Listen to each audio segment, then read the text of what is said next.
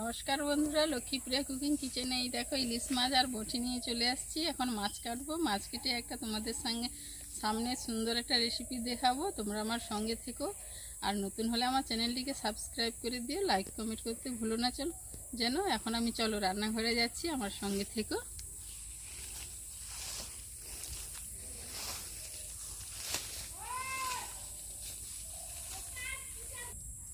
বন্ধুরা, তোমরা তো ইলিশ মাছের অনেক পদই খেয়েছো। ইলিশ মাছের ভাপা, দই ইলিশ, কিংবা ইলিশ মাছ দিয়ে বেগুন দিয়ে ঝোল, বা আরও অনেকে অনেক কিছু বানিয়ে খায়। তো ইলিশ মাছের আমি একটু কাঁচা আম নিয়েছি।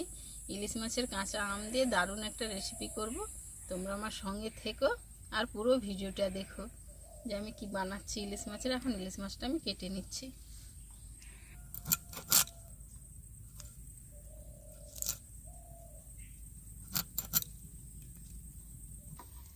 ইলিশ মাছের আঁশগুলো তুলে নিয়েছি। এবার ইলিশ মাছটা আমি ভালো করে ধুয়ে নিয়েছি। তো তোমরা কে কীভাবে ইলিশ মাছটা ধুও আমি জানি না। তো আমার মাটা দেখতো যে ইলিশ মাছের আঁশটা তুলে নিয়ে জলে ধুয়ে তারপরে মাছটা কাটতো। তো আমিও ওইভাবেই মাছটাকে ধুয়ে নিচ্ছি জলে আগে, তারপর আমি কাটবো।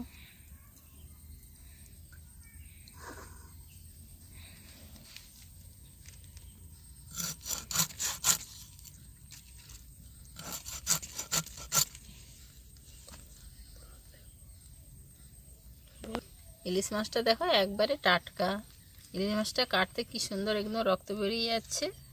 আর টিপে একবারে শক্ত, কত সুন্দরভাবে। এখন আমি পিসগুলো করে নিচ্ছি।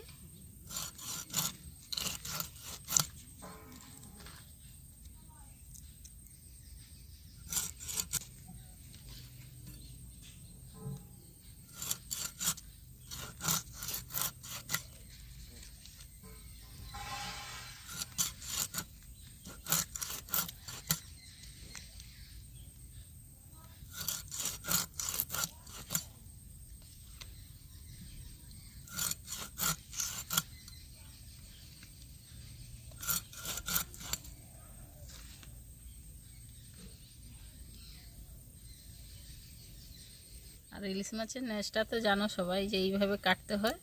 কি বলে, কিসের কয়লা থাকে। তো এইভাবেই আমি ইলিশ মাছের নেজটা কেটে দিচ্ছি।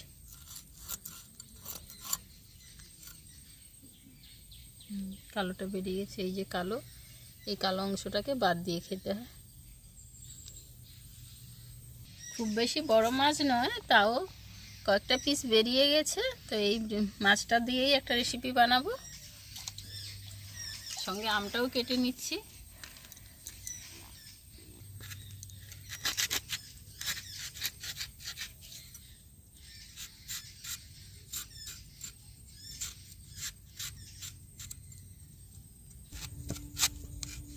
আমটার খুব গাঢ় হয়ে গেছে, গাঢ়টা আমটা শক্ত হয়ে গেছে।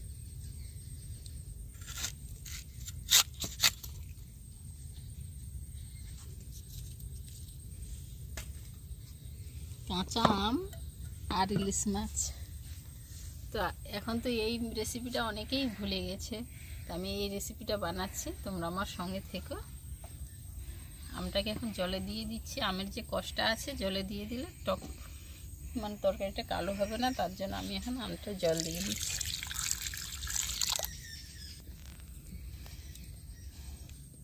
মাছটা কাটা হয়ে গেছে। এবার আমি নুনটা উপর থেকে মাখিয়ে দিচ্ছি।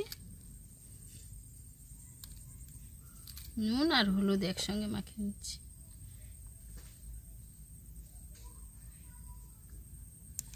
ভালো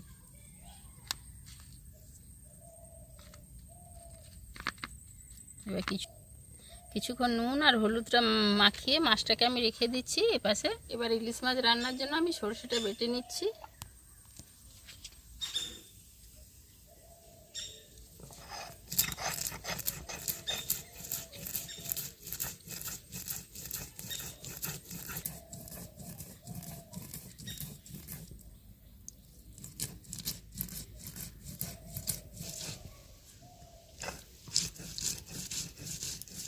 সরষেটা বাটা হয়ে গেছে, এখন আমি তুলে নিচ্ছি। জলের মধ্যেই সরষে বাটাটা দিয়ে দিচ্ছি।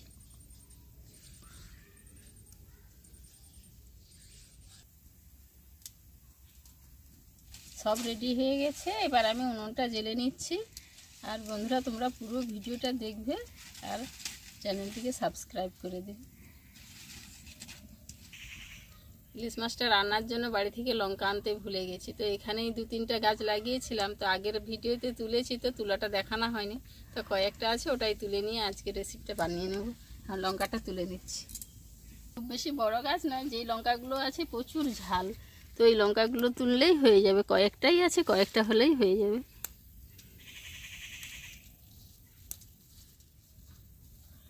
এই 5টা হলেই হয়ে যাবে, প্রচুর ঝাল লঙ্কাগুলো খেতে।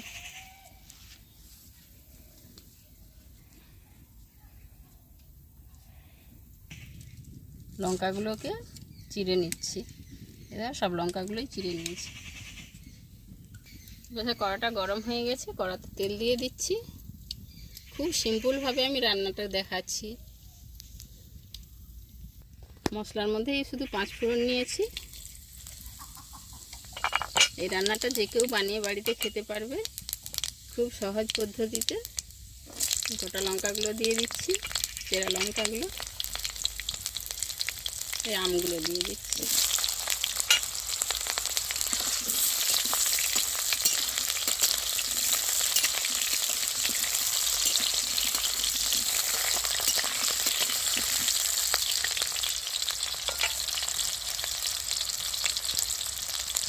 এবার আমি তেলের মধ্যে হলুদ গুঁড়ো দিয়ে দিচ্ছি।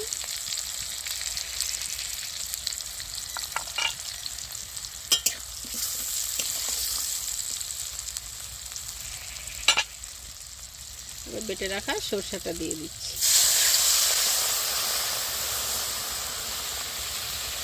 এবার পরিমাণ মতো আমি জল দিয়ে দিচ্ছি।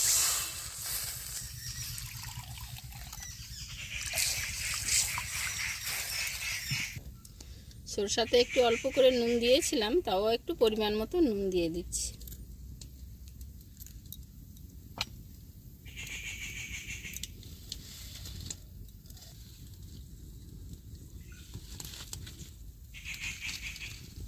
মাছের টকটা এবার ফুটে উঠেছে। এবার দেখো আমি উপর থেকে ইলিশ মাছগুলো দিয়ে দিচ্ছি।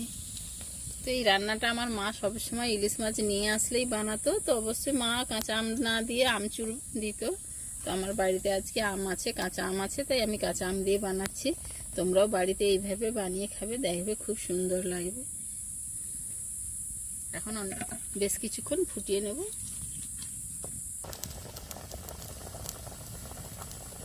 আমের টকটা বেরানোর জন্য আমগুলোকে আমি খুন্তি দিয়ে চেপে চেপে দিচ্ছি, যাতে আমের টকটা বেরিয়ে যায়।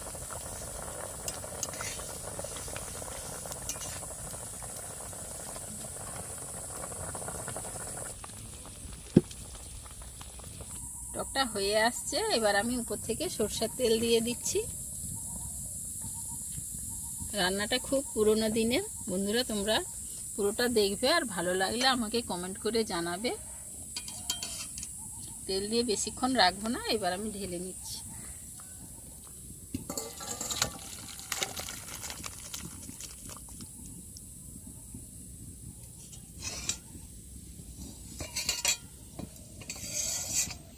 ইলিশ মাছের এই রেসিপিটা কেমন লাগলো আমাকে কমেন্টে জানাবে। আর বন্ধুরা পুরো ভিডিওটা দেখবে, আর পুরো ভিডিওটা দেখার জন্য ধন্যবাদ। এখন আসছি, পরে দেখা হচ্ছে পরের ভিডিওতে।